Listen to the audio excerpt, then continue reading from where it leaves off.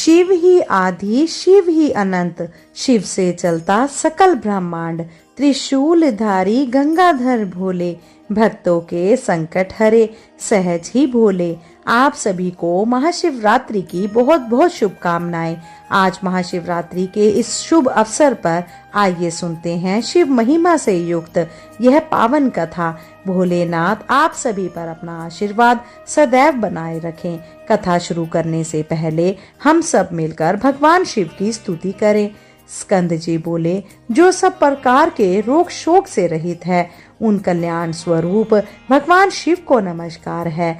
जो सबके भीतर मन रूप से निवास करते हैं, उन भगवान शिव को नमस्कार है। संपूर्ण देवताओं से पूजित भगवान शंकर को नमस्कार है। भक्त जनों पर निरंतर कृपा करने वाले आप भगवान महेश्वर को नमस्कार है। सबकी उत्पत्ति के कारण भगवान को नमस्कार है। भगवान शिव के उद्धव अर्थात संसार के संतुष्टा है, सबको नमस्कार है। कामदेव का विध्वंस करने वाले आपको नमस्कार है। आप गुण भाव से महान व्रत का पालन करने वाले हैं, आपको नमस्कार है। आप माया रूप गहन वन के आश्रय हैं अथवा सबको आश्रय देने वाला है। आपका स्वरूप योग माया समावर्तन के कारण दुबोल है, आपको नमस्कार है। प्रलय काल में जगत का संहार करने वाले सर्व नामधारी आपको नमस्कार है। शिव रूप आपको नमस्कार है। आप पुरातन सिद्ध रूप में आपको नमस्कार है। काल रूप आपको नमस्कार है। आप सबकी कलना अर्थात गणना करने वाले होने के कारण काल नाम से प्रसिद्ध हैं, आपको नमस्कार है। आप काल की कला का अतिक्रमण करके उससे बहुत दूर रहते हैं, आपको नमस्कार है। आप स्वाभाविक ऐश्वर्य से संपन्न हैं, आपको नमस्कार है। आप अप्रेम्य महिमा वाले वृषभ तथा महासमृद्धि से संपन्न हैं, आपको नमस्कार है। आप सबको शरण देने वाले हैं, आपको नमस्कार है। आप ही निर्गुण ब्रह्मा हैं, आपको नमस्कार है। आपके अनुगामी सेवक भयानक गुण संपन्न हैं, आपको नमस्कार है। नाना भुवन पर अधिकार रखने वाले आपको नमस्कार है। भक्तों को मनोवांछित फल प्रदान करने वाले आपको नमस्कार है। भगवान आप ही कर्मों का फल देने वाले हैं, आपको नमस्कार है। आप ही सबका भरण पोषण करने वाले हैं, दाता तथा उत्तम करता है, आपको सर्वदा नमस्कार है। प्रभु आपके अनंत रूप हैं, आपका कोप सबके लिए असहनीय है, आपको सदैव नमस्कार है। आपके स्वरूप का कोई माप नहीं हो सकता, आपको नमस्कार है। वृषभेंद्र को अपना वाहन बनाने वाले आप भगवान महेश्वर को नमस्कार है। आप सुप्रसिद्ध महाऔषध रूप हैं, आपको नमस्कार है। समस्त व्याधियों का नाश करने वाले आपको नमस्कार है।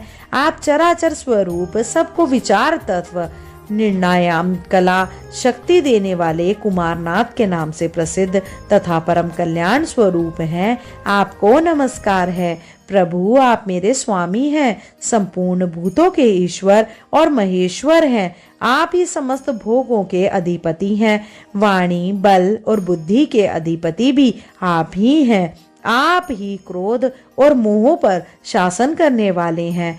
पर और अपर अर्थात कारण और कार्य के स्वामी भी आप ही हैं। सबकी हृदय गुहा में निवास करने वाले परमेश्वर तथा मुक्ति के अधीश्वर भी आप ही हैं, आपको नमस्कार है। भगवान स्कंद के द्वारा इस प्रकार स्तुति किए जाने पर भगवान शिव ने कहा कि जो लोग सायकाल और प्रातःकाल पूर्ण भक्ति पूर्वक तुम्हारे द्वारा की हुई स्तुति से मेरा स्तवन करेंगे, उनको जो फल प्राप्त होगा उसका वर्णन करता हूँ, सुनो।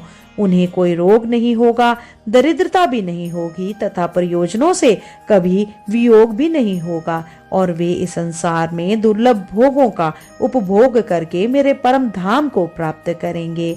इस प्रकार श्री स्कंद महापुराण के कुमारिका खंड में शिव स्तुति संपूर्ण हुई। श्रोताओं, आइए अब सुनते हैं महाशिवरात्रि व्रत की संपूर्ण कथा। इन कथाओं को सुनने से ही महाशिवरात्रि का व्रत पूरा माना जाता है। तो आप लोग बड़ा ही श्रद्धा और प्रसन्न चित्त मन से भगवान शिव और माता पार्वती के चरणों का ध्यान करते हुए इन सभी कथाओं को पूरा अवश्य सुनिएगा और कमेंट में हर हर महादेव अवश्य लिखिएगा। एक बार चित्रभानु नामक एक शिकारी था। पशुओं की हत्या करके वह अपने कुटुंब को पालता था।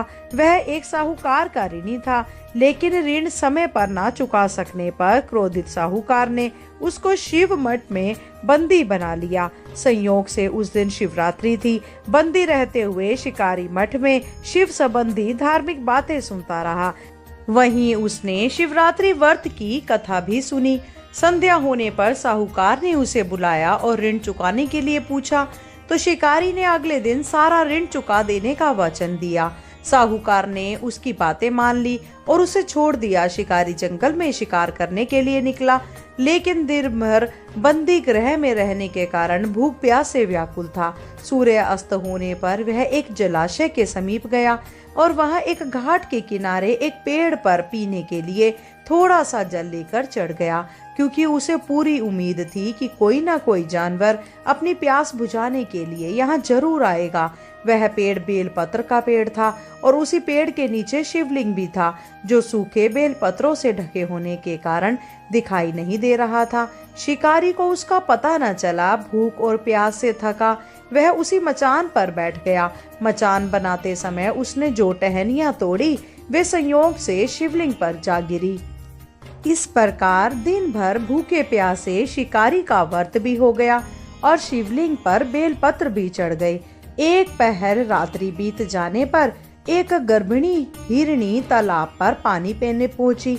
शिकारी ने धनुष पर तीर चढ़ाकर जैसे ही प्रत्यंचा खींची, उसके हाथ के धक्के से कुछ पत्ते और जल की कुछ बूंदें नीचे बने शिवलिंग पर गिरी और अनजाने में ही शिकारी के पहले पहर की पूजा हो गई। हिरनी शिकारी से बोली, मैं गर्भिणी हूँ, शीघ्र ही प्रसव करूंगी। तुम एक साथ दो जीवों की हत्या करोगे जो ठीक नहीं है। मैं अपने बच्चे को जन्म देकर शीघ्र ही तुम्हारे समक्ष प्रस्तुत हो जाऊंगी, तब तुम मुझे मार लेना। शिकारी ने प्रत्यंचा ढीली कर दी और हिरनी जंगली झाड़ियों में लुप्त हो गई। कुछ ही देर बाद एक और हिरनी उधर से निकली। शिकारी की प्रसन्नता का ठिकाना ना रहा। समीप आने पर उसने धनुष पर बाण चढ़ाया। इस बार फिर कुछ बेलपत्र नीचे शिवलिंग पर जा गिरे और अनायास ही शिकारी के दूसरे पहर की पूजा भी हो गई। तब उसे देख हिरनी ने विनम्रता पूर्वक निवेदन किया कि मैं थोड़ी देर पहले ऋतु से निवृत्त हुई हूँ, कामातुर हिरनी हूँ, अपने प्रिय की खोज में भटक रही हूँ। मैं अपने पति से मिलकर शीघ्र ही तुम्हारे पास आ जाऊंगी। शिकारी ने उसे भी जाने दिया। 2 बार शिकार को खोकर वह चिंता में पड़ गया। रात्रि का आखिरी पहर बीत रहा था। तभी एक अन्य हिरनी अपने बच्चों के साथ उधर से निकली। शिकारी धनुष पर तीर चढ़ाकर छोड़ने ही वाला था कि हिरनी बोली, मैं इन बच्चों को इनके पिता के हवाले करके लौट आऊंगी, तब तुम मुझे मार देना। इस समय मुझे मत मारो। शिकारी हंसा और बोला, सामने आए शिकार को छोड़ दूं? मैं ऐसा मूर्ख नहीं। इससे पहले मैं 2 बार अपना शिकार खो चुका हूँ। मेरे बच्चे भूख प्यास से तड़प रहे होंगे। उत्तर में हिरनी ने कहा, जैसे तुम्हें अपने बच्चों की ममता सता रही है, ठीक वैसे ही मुझे अपने बच्चों की फिक्र है। इसीलिए सिर्फ बच्चों के नाम पर मैं थोड़ी देर के लिए जीवन दान मांग रही हूँ।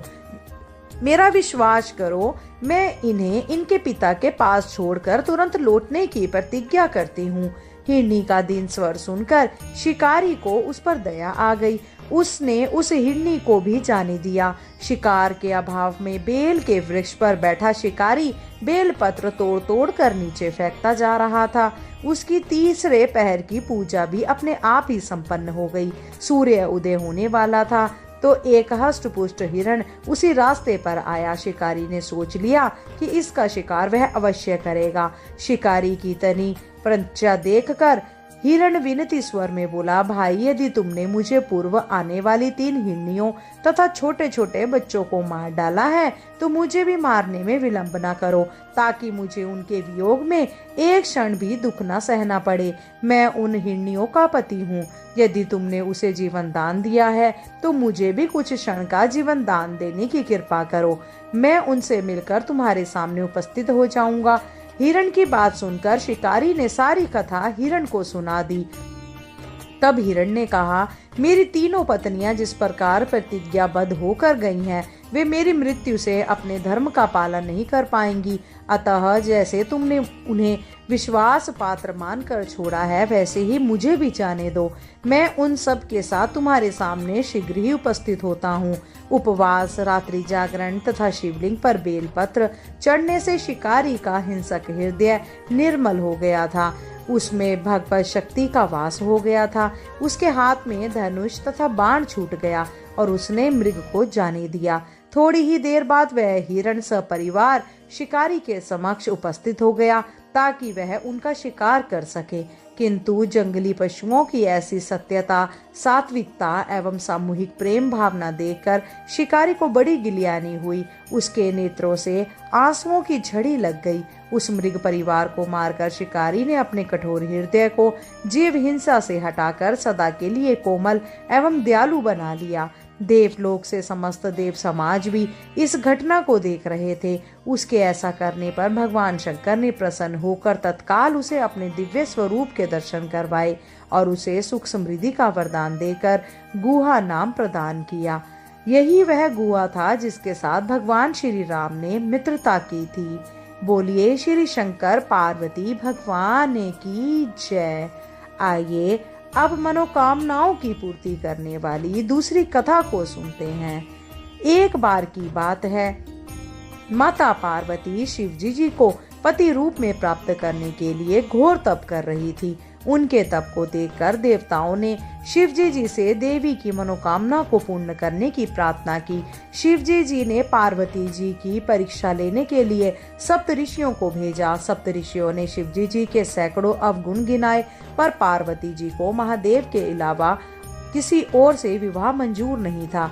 विवाह से पहले सभी वर अपनी भावी पत्नी को लेकर आश्वस्त होना चाहते हैं, इसीलिए शिवजी जी ने स्वयं भी पार्वती जी की परीक्षा लेने की ठानी।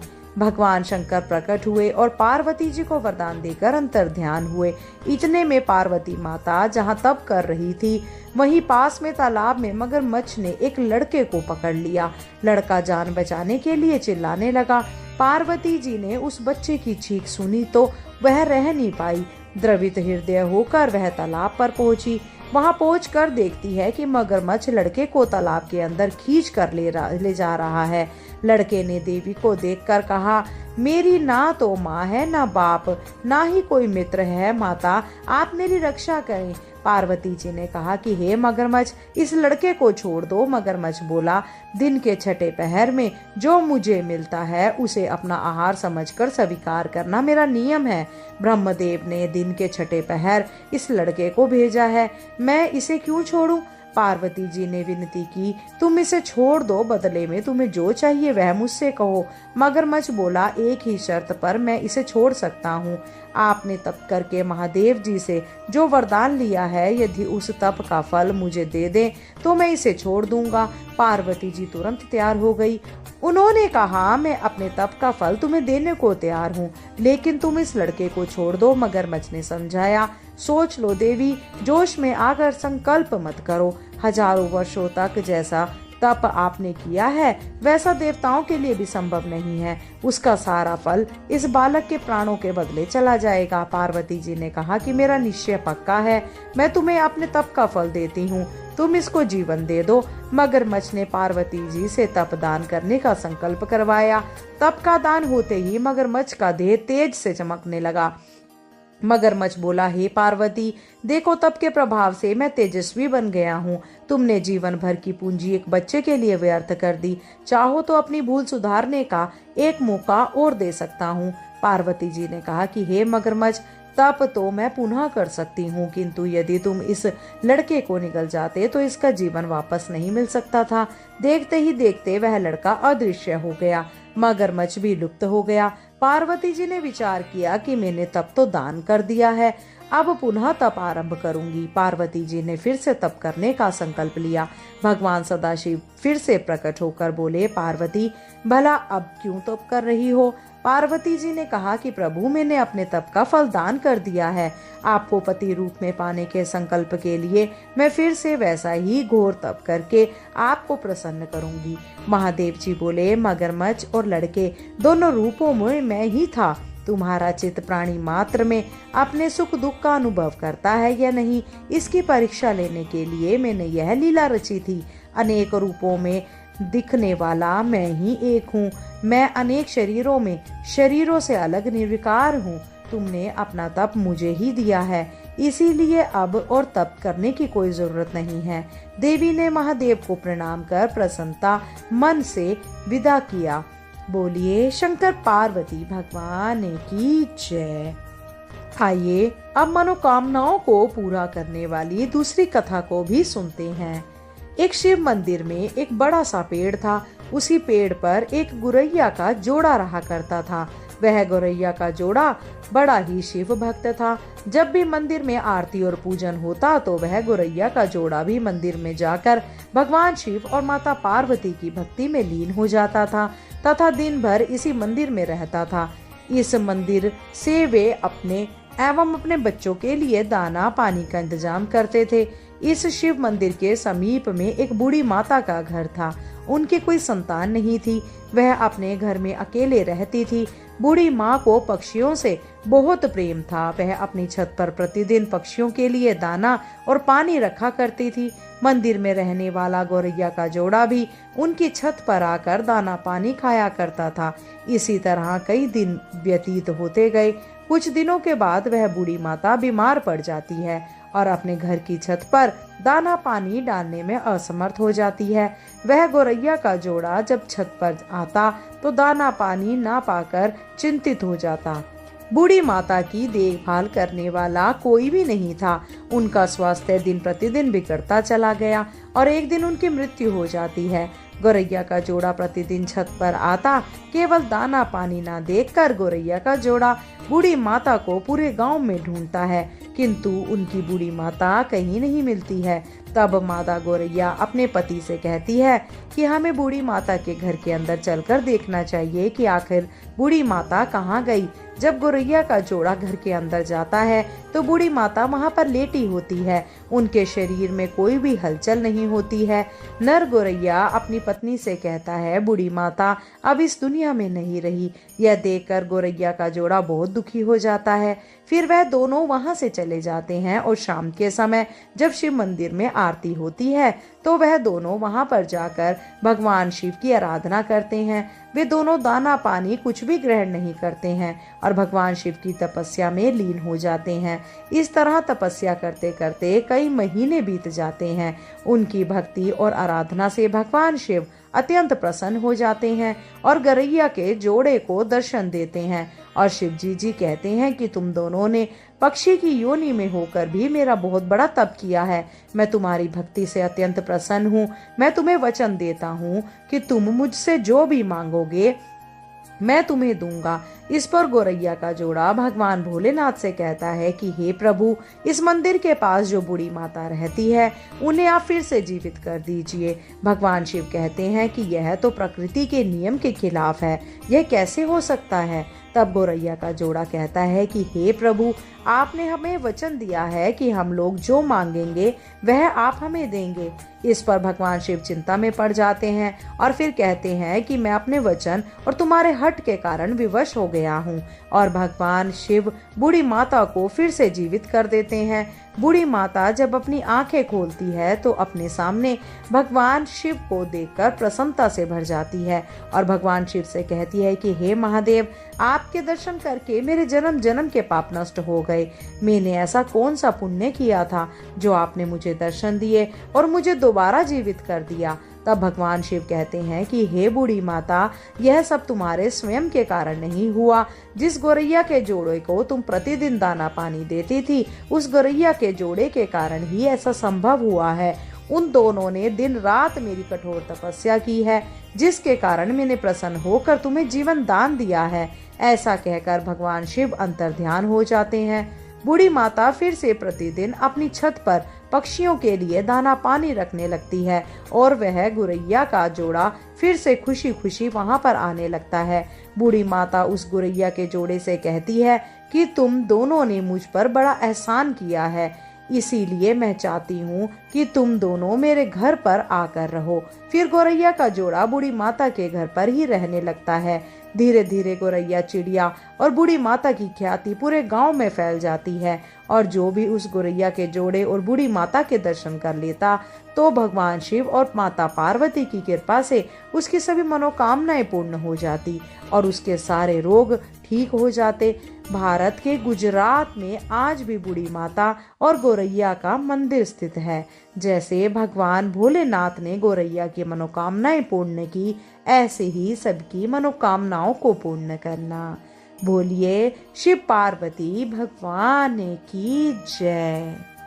आइए अब मनोकामनाओं की पूर्ति करने वाली भगवान शिव और माता पार्वती की अन्य कथा को सुनते हैं।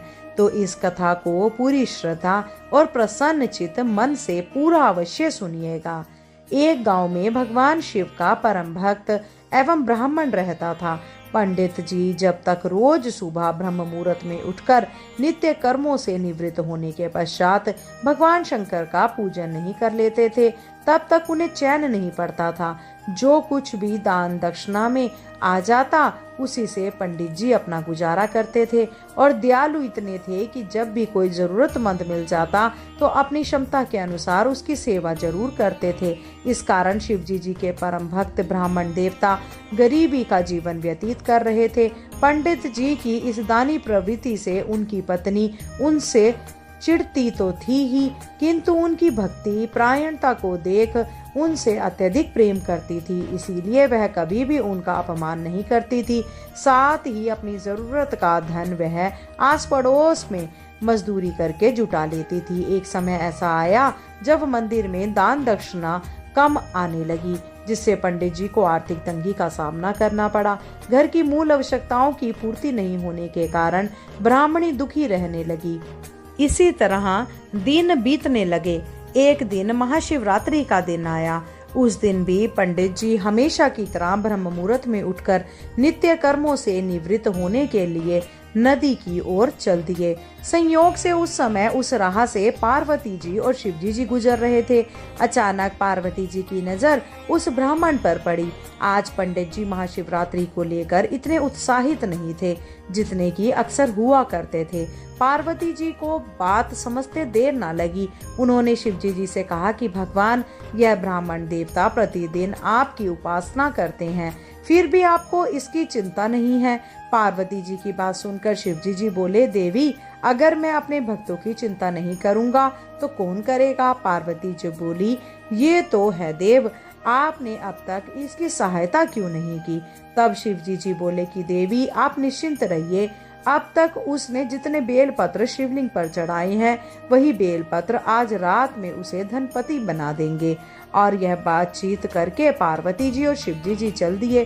किंतु संयोग तो देखिए, उसी समय उस राह में एक व्यापारी गुजर रहा था। उसने छुपकर शिवजी जी और पार्वती जी का वार्तालाप सुन लिया। व्यापारी ने अपना दिमाग चलाया और ब्राह्मण के घर पहुंच गया। उसने ब्राह्मण से बोला, पंडित जी, आपने अब तक जितने भी बेलपत्र शिव पूजन में चढ़ाए हैं वह सब मुझे दे दीजिए, बदले में मैं आपको 100 स्वर्ण मुद्राएं दूंगा। पंडित जी ने अपनी पत्नी से पूछा तो वह बोली, पुण्य का दान ठीक तो नहीं है, किंतु अगर आपका मन करे तो दे दीजिए, हमें धन की आवश्यकता है, इसीलिए दे दीजिए। पंडित जी ने सारे बेलपत्र एक बोर में भरकर सेठ जी को दे दिए। सेठ जी बेलपत्र चढ़ाकर देखने लगे कि कब शिवजी जी की कृपा करेंगे और कब वह धनपति बन जाएंगे। प्रतीक्षा करते करते सेठ जी को आधी रात हो गई। सेठ जी चमत्कार देखने के लिए बहुत उतावले हो रहे थे। आखिर में तीसरा पहर गुजरने के बाद सेठ जी का सब्र का बांध टूट ही गया और क्रोध में आकर सेठ जी ने शिवलिंग को झंझोड़ने लगे। फिर अचानक ही चमत्कार हुआ। सेठ जी के हाथ शिवलिंग से चिपके रह गए। उन्होंने बहुत प्रयास किया किंतु हाथ हिले तक नहीं। थक हार कर सेठ जी शिवजी जी से क्षमा याचना करने लगे। तब शिवजी जी बोले कि हे लोभी सेठ, जिस ब्राह्मण से तूने यह बेल पत्र खरीदे हैं उसे 1000 स्वर्ण मुद्राएं दे, तब जाकर तेरे हाथ छूटेंगे। प्रातःकाल जब पंडित जी पूजन के लिए आए तो उन्होंने देखा कि सेठ जी के हाथ शिवलिंग से चिपके हुए हैं और सेठ जी रो रहे हैं। उन्होंने पूछा तो सेठ बोले, पंडित जी शीघ्रता से मेरे बेटे को 1000 स्वर्ण मुद्राएं लेकर मंदिर आने को कहिए। पंडित जी ने सेठ के बेटे को बुलाया और सेठ ने वह स्वर्ण मुद्राएं ब्राह्मण को दिलवा दी। तब जाकर सेठ के हाथ शिवलिंग से छूटे। यह देखकर पार्वती जी और शिवजी जी से पूछती है कि हे नाथ, आपने अब तक अपने भक्त को कोई धन नहीं दिया। शिवजी जी बोले, देवी मेरे पास कहाँ धन है जो मैं दूंगा, किंतु मेरा भक्त अब गरीब नहीं है, यह तुम स्वयं देख लो। जैसी कृपा भगवान शिव और माता पार्वती ने उस ब्राह्मण पे की, ऐसी ही कृपा भगवान हम सब पर करें। बोलिए शिव पार्वती भगवान की जय। महाशिवरात्रि के दिन इस कथा को सुनने से अपार धन की प्राप्ति होती है, इसीलिए आपको एक अन्य कथाएं सुना रहे हैं। यह कथा आप बिल्कुल भक्ति पूर्वक सुनिएगा। एक बार की बात है, रावण ने कुबेर को लंका से निकाल दिया और कुबेर को मुख्य भूमि की ओर पलायन करना पड़ा। अपना राज्य और प्रजा को खोने की निराशा में उन्होंने शिवजी जी की पूजा करनी शुरू की और एक शिव भक्त बन गए। भगवान शिवजी जी ने दया भाव दिखाते हुए उन्हें एक अन्य राज्य और संसार का सारा धन दे दिया। इस तरह कुबेर जी संसार के सबसे अमीर व्यक्ति बन गए। धन मतलब कुबेर। यह कुछ इस प्रकार देखा जाने लगा। कुबेर शिवजी जी के महान भक्त बन गए, परंतु जब भक्त को यह लगने लगा कि वह सबसे महान भक्त है तो समझ जाएं कि सब खोने वाला है। कुबेर को लगने लगा कि वह शिव को इतना कुछ अर्पित करते हैं तो वे एक महानतम भक्त है, और बेशक शिवजी जी ने चढ़ावे में विभूति के अलावा कुछ भी नहीं छुआ। पर कुबेर खुद को महान समझने लगे क्योंकि वे शिवजी जी को इतना कुछ चढ़ावे के रूप में भेंट करते थे। एक दिन कुबेर शिवजी जी के पास गए और कहा कि मैं आपके लिए क्या कर सकता हूँ, मैं आपके लिए कुछ करना चाहता हूँ। शिवजी जी ने कहा कि तुम मेरे लिए क्या कर सकते हो, कुछ भी नहीं, क्योंकि मुझे किसी चीज की आवश्यकता ही नहीं है, मैं ठीक हूँ, परंतु मेरा बेटा। उन्होंने गणपति जी की ओर इशारा करते हुए कहा, यह लड़का हमेशा भूखा रहता है, इसे अच्छे से भोजन करा दो, यह तो अत्यंत सरल है। कहकर कुबेर जी ने गणपति जी को अपने साथ भोजन के लिए ले गए। उन्होंने गणपति जी को खाना खिलाना शुरू किया और वे खाते गए और खाते ही गए। कुबेर ने सैकड़ों रसोइयों की व्यवस्था की और प्रचुर मात्रा में खाना बनाना शुरू किया। उन्होंने यह सारा भोजन गणेश जी को परोसा और वे खाते ही रहे। कुबेर चिंतित हो उठे और कहा, रुक जाओ, अगर तुम इतना खाओगे तो तुम्हारा पेट फट जाएगा। गणपति जी ने कहा, आप उसकी चिंता मत करो, देखिए मैंने एक सांप को एक कमर पेटी के रूप में बांध रखा है, तो आप मेरी पेट की चिंता ना करें, मुझे भूख लगी है, मुझे खाना खिलाएं। आप ही ने कहा था कि आप मेरी भूख मिटा सकते हैं। कुबेर ने सारा धन खर्च कर दिया। कहते हैं कुबेर ने दूसरों से भी भोजन मंगवा के गणेश जी को खिलाया। गणपति जी ने सारा भोजन खाने के बाद भी कहा, मैं अभी भी भूखा हूँ, मेरा भोजन कहाँ है। तब कुबेर को एहसास हुआ। उन्होंने शिवजी जी के सामने झुककर कहा, मैं समझ गया, मेरा धन आपके सामने एक तिनके के समान भी नहीं है। जो आपने मुझे दिया उसी का कुछ अंश आपको वापस देकर मैंने खुद को एक महान भक्त समझने की गलती की और इस क्षण के बाद मेरा अहंकार टूट गया। यह कहकर उन्होंने भगवान शिव की जय जयकार की। बोलिए गणेश जी महाराज की जय। बोलिए श्री शंकर पार्वती भगवान की जय। हर हर महादेव। अगर आपको वीडियो पसंद आई हो तो कृपया करके हमारे चैनल को सब्सक्राइब अवश्य कीजिएगा। आज के लिए इतना ही। शीघ्र मिलते हैं नई वीडियो और नई जानकारी के साथ। जब तक के लिए जय श्री कृष्णा। राधे राधे।